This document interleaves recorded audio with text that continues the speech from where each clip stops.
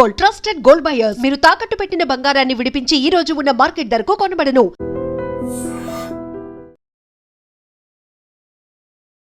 నమస్తే, welcome to I dream talking point with కవిత.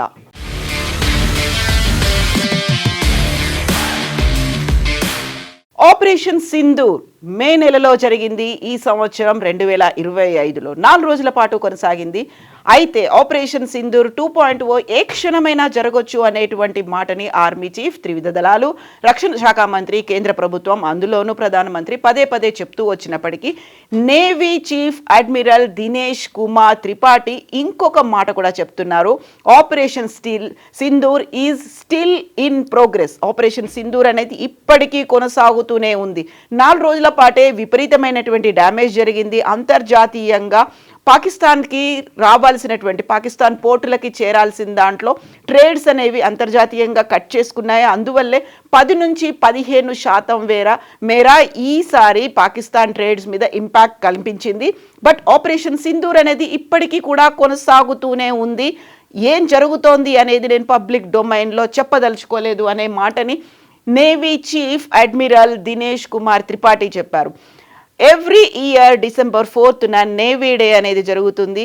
గత navy day నుంచి 2024 December 4th నుంచి ఈ ఇయర్ నేవీ డేకి మధ్యలో 12 నెలల్లో వాళ్ళు సాధించినటువంటి విజయాన్ని, నేవీ పరంగా సాధించినటువంటి విజయాలని నేవీ డే ముందు పత్రికాముఖంగా అందరికీ అందించడం అనేది ఒక సంప్రదాయంగా వస్తుంది. అందులో భాగంగానే ఫస్ట్ ఆపరేషన్ సింధూర్ గురించి మాట్లాడారు. ఆపరేషన్ సింధూర్ ఇప్పటికీ కొనసాగుతూనే ఉంది. ముందస్తు హెచ్చరికలు లేకుండా ఘర్షణలు చెలరేగవచ్చు. 24 గంటలు సిద్ధంగా ఉండాలి అనేటువంటి మాటని navy chief admiral Dinesh Kumar Tripathi చెప్పారు. ఆయన ఏమన్నారు ఇప్పుడు ఆయన మాటల్లోనే విందాం.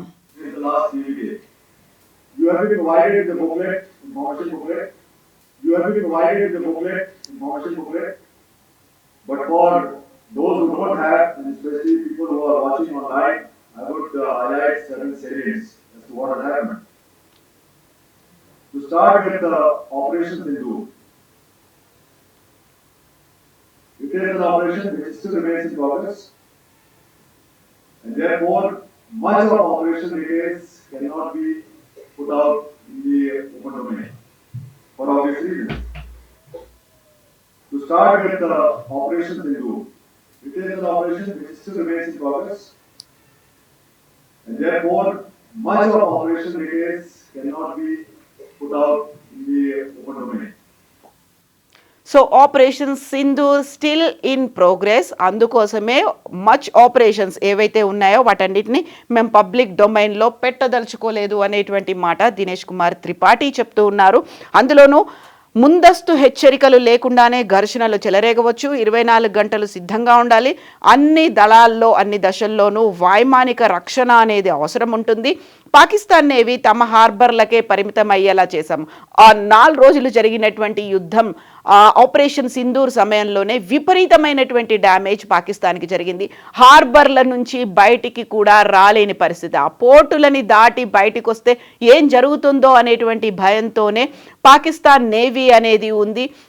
ఆ తర్వాత మక్రాన్ ఏదైతే ఉందో, మక్రాన్ జలసంధి దగ్గర మాత్రమే వాళ్ళ హార్బర్లని, పోర్ట్లని పెట్టుకొని ఉన్నారు అనేటువంటి మాటని దినేష్ కుమార్ చెప్తున్నారు. దీంతో పాటుగానే జరిగినటువంటి డ్యామేజ్ అంతర్జాతీయ స్థాయిలో 10 నుంచి 15% మేర ట్రేడ్స్ ద్వారా వాళ్ళకి నష్టం జరిగింది. అదే బిగ్గెస్ట్ డిక్లైన్గా చెప్తున్నారు. బట్ ఇప్పటికీ కూడా కొనసాగుతూనే ఉంది ఆపరేషన్ సింధూర్ అనేటువంటి మాటను కూడా చాలా క్లియర్గా చెప్పారు.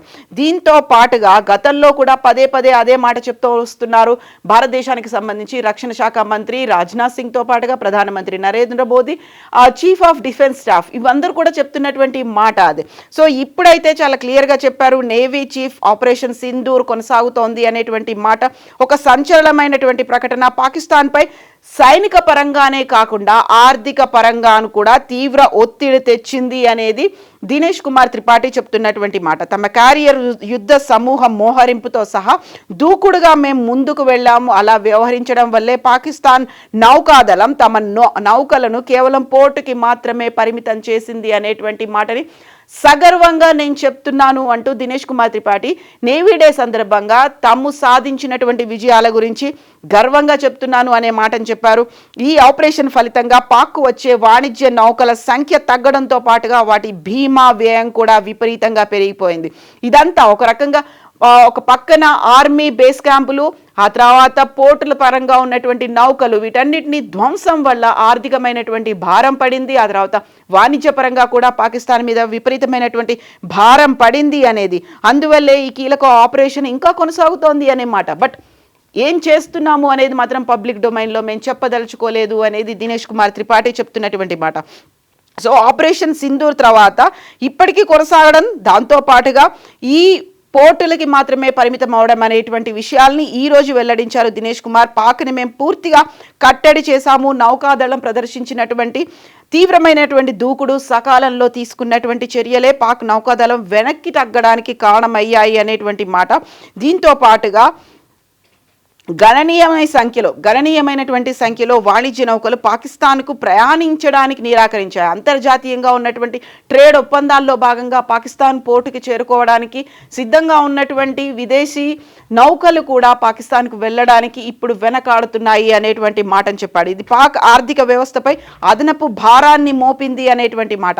గత 7-8 నెలలుగా పాకిస్తాన్తో నెలకొన్న శత్రుత్వాల నేపథ్యంలో అడపాదడపా అక్కడ కాన్ఫ్లిక్ట్స్, ఒక వార్ జోన్ అనేది కనిపిస్తుంది. ఆ తర్వాత పాకిస్తాన్ కూడా రెచ్చగొట్టే వ్యాఖ్యలు చేస్తూ వస్తోంది. పాకిస్తాన్ కూడా చెప్పింది భారతదేశం వెనకడుగేసింది, శాంతి ఒప్పందంతో భారతదేశమే వచ్చింది అనేది. బట్ తాము సాధించినటువంటి విజయాల గురించి నేవీ చీఫ్ అయితే ఈరోజు వివరించారు. భారత నౌకాదళం పశ్చిమ అరేబియా సముద్రంతో సహా అన్ని కీలక ప్రాంతాల్లో అధిక కార్యాచరణ సంసిద్ధతను నిర్వహించింది అనేటువంటి మాట. And that is going on, that is in progress అనేటువంటి మాటను కూడా చెప్తున్నారు. భారతదేశ భద్రతకి మేము కట్టుబడి ఉన్నాము అనేటువంటి మాట. సో ఇదే మాటని పదే ప్రధానమంత్రి నరేంద్ర మోదీ, కేంద్ర మంత్రి Rajnath Singh, chief of defence staff general Anil చౌహాన్లు కూడా ఆపరేషన్ సింధూర్ ముగియలేదు, ఇంకా కొనసాగుతోంది అనేటువంటి మాట చెప్పారు. కొంచెం మేము జాలి చూపి వదిలేసాము. ఒకవేళ భగవంతుడు కనుక అనుగ్రహిస్తే, భగవంతుడు కనుక కోరుకుంటే పాకిస్తాన్ ప్రపంచ పటంలో లేకుండా చేస్తాము, ప్రపంచ పటంలో పాకిస్తాన్ ఉనికినే లేకుండా చేస్తాము అనే మాట చెప్పినప్పటికీ, సో ఒక రకంగా అది యుద్ధం నేపథ్యంలో జరిగినటువంటి నష్టం కావచ్చు, ఆ తర్వాత అది ఇప్పటికి కూడా దాని ట్రెమార్స్ లాగా కొనసాగుతున్నటువంటి ఆర్థిక పరమైనటువంటి భారం, ఈ నేపథ్యంలోనే కంప్లీట్గా అక్కడ జరిగినటువంటి నష్టం, అందువల్లే ఆపరేషన్ సింధూర్ ప్రోగ్రెస్లో ఉంది అనేటువంటి మాట. ఒక రకంగా ఇప్పటికీ త్రివిధ దళాలు అయితే సిద్ధంగా ఉన్నాయి. ఎట్ ద సేమ్ టైం ఇప్పుడు వింటర్ సీజన్ కావడంతో బార్డర్స్లో ఎక్కడైతే మోస్ట్ వల్నరబుల్గా ఉన్నాయో, ఎక్కడైతే కొంచెం గ్యాప్స్ దొరుకుతూ ఉంటాయి, ఎందుకంటే అక్కడ కాశ్మీర్లో విపరీతమైనటువంటి మంచు ప్రభావం వల్ల విజిబిలిటీ అనేది తక్కువ ఉంటుంది. దాంతోపాటుగా అక్కడ కొంచెం భద్రతని తక్కువ చేస్తారు అనేటువంటి మాటలు, ఆ గ్యాప్స్ ఏవైతే ఉన్నాయో వాటిని యూస్ చేసుకొని డ్రోన్స్ ద్వారా కూడా అటాక్ చేయాలని పాకిస్తాన్ చూస్తోంది. 3 రకాలుగా స్మగ్లింగ్ జరుగుతోంది. డ్రోన్లని విపరీతంగా వినియోగిస్తోంది. అది ఆయుధాల అక్రమ రవాణాకి కావచ్చు, డ్రగ్స్ రవాణాకి, ఆ తర్వాత స్మగ్లర్ని, అక్కడ ఉన్నటువంటి టెర్రరిస్ట్లని స్మగ్ల్ చేయడానికి, వాటిని సరఫరా చేయడానికి ఉపయోగిస్తోంది అనుకున్నప్పుడు అక్కడ భద్రతా బలగాలు ఎంత తీవ్ర స్థాయిలో అయితే బోర్డర్స్ POK, LOC దగ్గర మోహరించి ఉన్నాయో, అలాగే ఇక్కడున్నటువంటి అరేబియా మహాసముద్రంలో కూడా మేము ఆ ఆపరేషన్ని కంటిన్యూ చేస్తున్నాము అనేటువంటి మాట. పశ్చిమ అరేబియా సముద్రంతో సహా అన్ని ప్రాంతాల్లో భారత నౌకాదళం అలర్ట్గా ఉంది అనేటువంటి మాటని. సో ఆపరేషన్ సింధూర్ 2.0 అంటే డైరెక్ట్గా జరిగేటువంటి ప్రచ్ఛన్న యుద్ధం ఎప్పుడైనా జరగవచ్చు అనే మాట. బట్ ఆపరేషన్ సింధూర్ ఏదైతే ప్రారంభంలో మేలో జరిగిందో అది ఇంకా కంటిన్యూ అవుతూనే ఉంది. ఆపరేషన్ సింధూర్ 2.0 అనేది పాకిస్తాన్ కనుక ఒక అడుగు ముందుకేసినా, లేకుంటే పాకిస్తాన్ రెచ్చగొట్టేలా చేసినా, లేకుంటే పాకిస్తాన్ యుద్ధాన్ని మొదలు పెట్టాలి అనేటువంటి ప్రయత్నాలు చేసినా మేం మాత్రం చూస్తూ ఊరుకోము. ఆ దిశలో ఆపరేషన్ సింధూర్ 2.0 జరుగుతుంది అనే మాట. But Dinesh Kumar Tripathi navy chief admiral చెప్తున్న దాన్ని బట్టి అయితే ఆ మే నుంచి 2025 ఆపరేషన్ సింధూర్ సమయం నుంచి ఇప్పటికి కూడా అంటే ఆర్థికంగా భారం పడుతోంది, వాణిజ్యపరంగా భారం పడుతోంది, ఇప్పటికే తీవ్ర స్థాయిలో పోర్టులని, హార్బర్లో ఉన్నటువంటి నౌకలని నష్టపోయింది. కాబట్టి విపరీతమైనటువంటి ఆర్థిక భారంతో పాకిస్తాన్ ఉంది అనే మాట చెప్తోంది. బట్ ఈ మాటలు వీటన్నిటి నేపథ్యంలో పాకిస్తాన్ కూడా అలర్ట్ అవుతోంది, అక్కడ బంకర్లను నిర్మించుకుంటోంది. ఎట్ ద సేమ్ టైం ఏదైతే 9 ఎయిర్ బేస్లని ఆపరేషన్ సింధూర్ సమయంలో భారతదేశం ధ్వంసం చేసిందో వాటికి పునర్నిర్మించుకుంటోంది, చదును చేస్తోంది అనేటువంటి శాటిలైట్ పిక్చర్స్ కూడా భారతదేశాన్ని నిఘా వ్యవస్థ దగ్గర ఉన్నాయి. ఇప్పటికీ అక్కడ ఉన్నటువంటి నూర్ఖాన్ ఎయిర్ బేస్ కావచ్చు, ఏ ఎయిర్ బేస్ల మీద అయితే 9 ఎయిర్ బేస్ల మీద భారతదేశం అటాక్ చేశామని చెప్పింది. ఎట్ ద సేమ్ టైం అక్కడ ఉన్నటువంటి టెర్రరిస్టుల బంకర్లను కూడా ధ్వంసం చేసింది, టెర్రరిస్ట్ బేస్ క్యాంపులను కూడా ధ్వంసం చేసింది. ఒక రకంగా టెర్రరిస్ట్ బేస్ క్యాంపులు అనేవి 72 చోట్ల కూడా లాంచ్ ప్యాడ్లను ఏర్పాటు చేసుకున్నాయి. కేవలం బోర్డర్ సమీపంలో 12 ఉంటే మిగతా 60 సుదూరమైనటువంటి బోర్డర్కి దూరంగా ఉన్నటువంటి ప్రాంతాల్లో కూడా లాంచ్ ప్యాడ్లని టెర్రరిస్టులు ఏర్పాటు చేసుకుంటున్నారు. ఎట్ ద సేమ్ టైం ఆర్మీకి సంబంధించి మేలో ధ్వంసం అయితే ఇప్పటికీ వాటిని మెల్లిమెల్లిగా వాటిని చదును చేసుకునే పని, మెల్లిగా వాటిని ప్రారంభించే పనిలో అయితే పాకిస్తాన్ ఉంది. ఆర్మీ వాటిని రెడీ చేసుకుంటోంది. వాటికి సంబంధించినటువంటి ఉపగ్రహ ఛాయాచిత్రాలు భారతదేశ నిఘా వ్యవస్థల దగ్గర కూడా ఉన్నాయి. సో వాళ్ళు కూడా అలర్ట్ అవుతున్నారు, వాళ్ళు కూడా ముందుకు రావడానికి లేకుంటే యుద్ధానికి ప్రిపేర్ అవుతున్నారు అనేటువంటి అంచనాలు ఉన్నాయి. సో ఇప్పుడు నేవీ చీఫ్ అడ్మిరల్ చెప్పినటువంటి ఈ మాటలు మరికొంత ఊతమిస్తున్నాయి. ఏ క్షణమైనా ఏమైనా జరగవచ్చు, మేము 24 గంటలు అలర్ట్గా ఉన్నాము, అన్నోటీస్డ్గా కావచ్చు, వితౌట్ ఎనీ సిగ్నల్ కూడా రావచ్చు, కాబట్టి మేము పక్కా ప్రణాళికతోనే ముందుకెళ్తున్నాము అనేటువంటివి దినేష్ కుమార్ చేస్తున్నటువంటి వ్యాఖ్యలు. యాక్చువల్గా ఆపరేషన్ సింధూర్ సమయంలో ఏం జరిగింది, ఎందుకని పాజ్ చేశారు, ఎవరు దానికి ఒప్పించారు, వెనకాల అమెరికా ఉందా లేకుంటే పాకిస్తాన్ ఒత్తిళ్లకి మనం తలొగ్గామా, ఇలాంటివన్నీ బోల్డన్ని క్వశ్చన్ మార్క్స్ వచ్చినప్పటికీ కూడా మేము చూపించినటువంటి ప్రభావం ఇది అనేది మాట ఇప్పుడు దినేష్ కుమార్ త్రిపాఠి అయితే చెప్తున్నారు. యాక్చువల్గా ఆపరేషన్ సింధూర్కి సంబంధించి ఎందుకని అంత క్యూరియాసిటీ అనేది నెలకొని ఉంది, మీరేమనుకుంటారో కామెంట్స్ రూపంలో తెలియచేయండి. నిజంగా ప్రస్తుతం ఉన్నటువంటి సమాజం దేనికి ప్రయారిటీ ఇస్తుంది? ఆర్థిక సంబంధాల చుట్టూ మాత్రమే తిరుగుతుంది. మళ్ళీ ఎన్నికలంగానే చాలా విరక్తి కలుగుతాం.